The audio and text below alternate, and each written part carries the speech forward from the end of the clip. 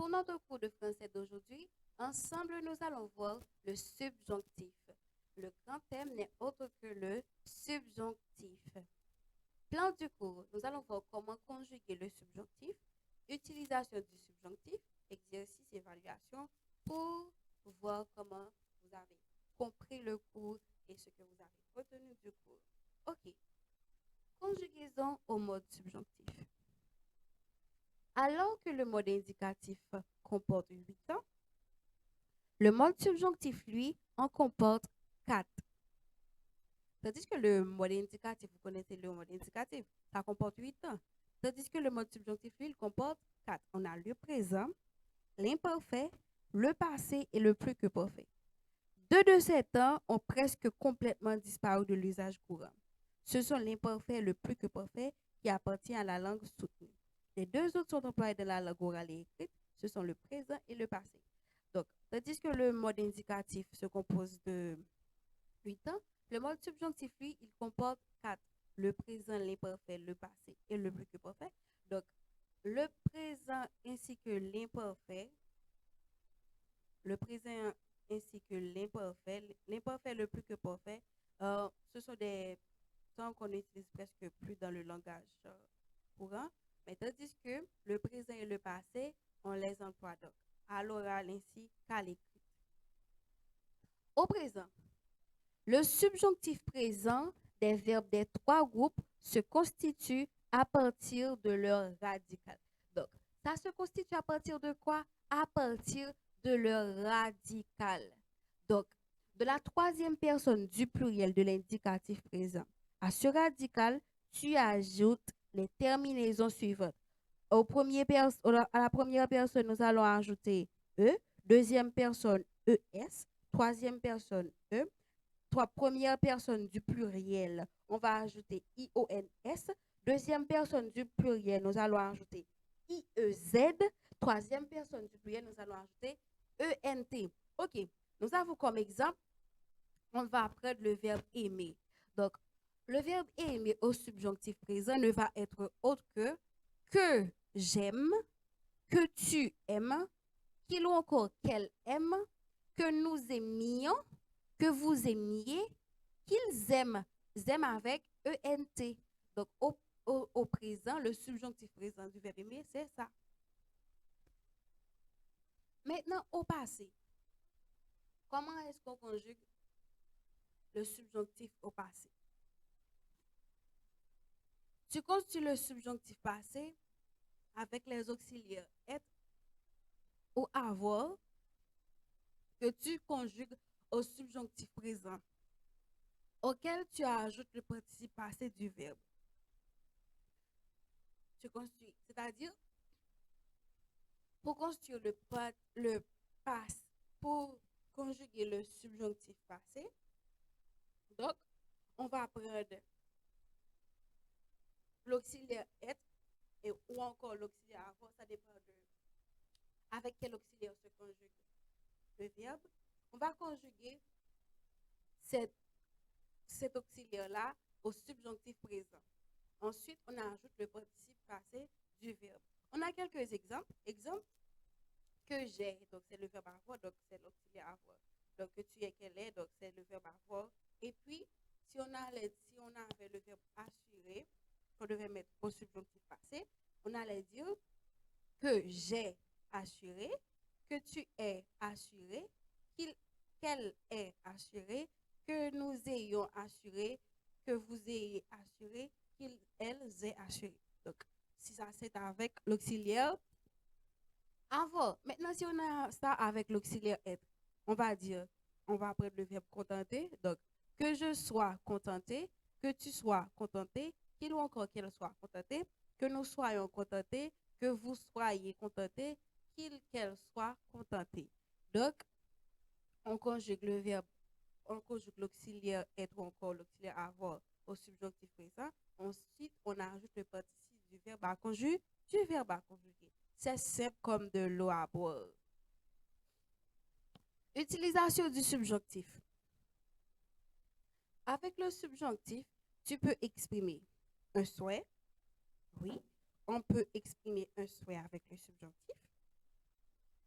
Il est alors précédé de que ou de pourvu que.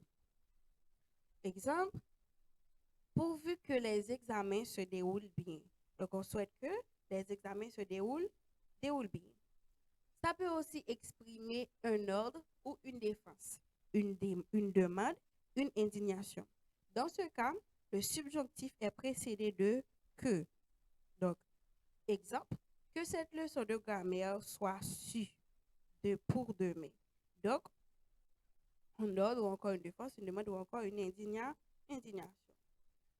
Et maintenant, une supposition, ça peut exprimer aussi une supposition ou une éventualité. Dans ce cas, s'il n'est pas précédé de que, le subjonctif entraîne l'inversion du sujet. Donc, si on ne met pas que devant le verbe ou encore la phrase, le subjonctif entraîne l'inversion du sujet. Donc, on va inverser le sujet.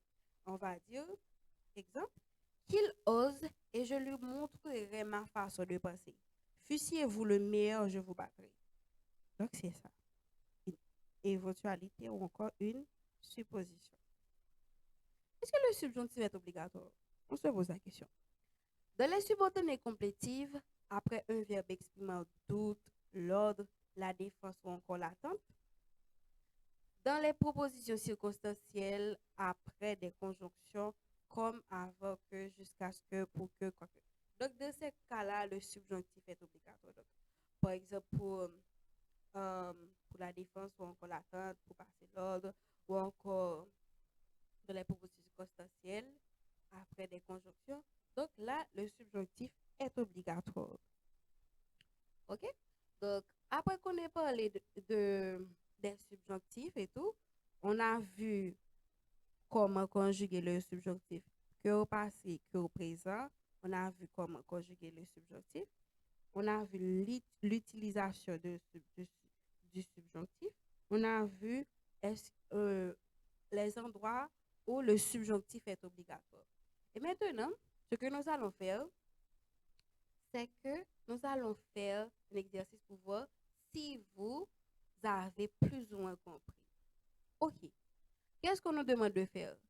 Vous allez compléter les phrases à votre manière. Complète à ta manière, la subordonnée circonstancielle commencer.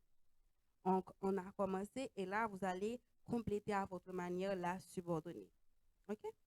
On a pris comme exemple, il mange des mangues bien que.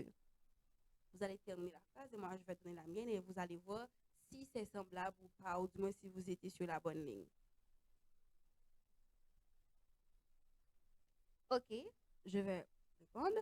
Il mange des mangues, bien que le médecin le lui est interdit. Bien que le médecin le lui est interdit. OK. Deuxième question. Les campeurs replient leur tente avant que. Avant que quoi? OK. Oui. Les campeurs replient leur tente avant que la pluie ne commence. Troisième question. J'ai été la lumière pour que. Mhm. J'ai été la lumière pour que tu puisses dormir. Quatrième question. Le bébé a crié jusqu'à ce que. Mhm. Le bébé a crié jusqu'à ce que sa mère le prenne dans ses bras. Cinquième question. Elle parle quoique. Elle parle quoique je lui ai déconseillé. Donc, telles sont mes réponses posées. Donc, vous allez me dire si vous avez plus ou moins les mêmes réponses. OK, maintenant l'évaluation. Nous avons comme première question, le subjonctif est souvent utilisé pour, premièrement, une action réelle, deuxièmement, une certitude, troisièmement, un souhait ou une incertitude, un fait passé. Quelle est la bonne réponse? Oui, c'est le petit c, un souhait ou une incertitude. Deuxième question, quelle phrase utilise le subjonctif présent? A. Il faut que tu viennes. B. Il viendra demain. C. Il est venu hier. D. Tu viendras à la fête. Quelle est la bonne réponse? Oui, c'est le petit A. Il faut que tu viennes. Troisième question. Le subjonctif est souvent introduit par petit a, une préposition, petit b, une conjonction de subordination, petit c, un pronom relatif, petit d, un adverbe. Quelle est la bonne réponse? Oui, c'est le petit b, une conjonction de subordination. Quatrième question. La phrase je souhaite qu'il soit heureux soit est au petit a, présent de l'indicatif, petit b, futur simple, petit c, subjonctif présent, petit d, imparfait. Oui, c'est facile. C'est le subjonctif présent. Cinquième question. Lequel de ces verbes est au subjonctif? A, soit, B, sera, C, sera, D, est.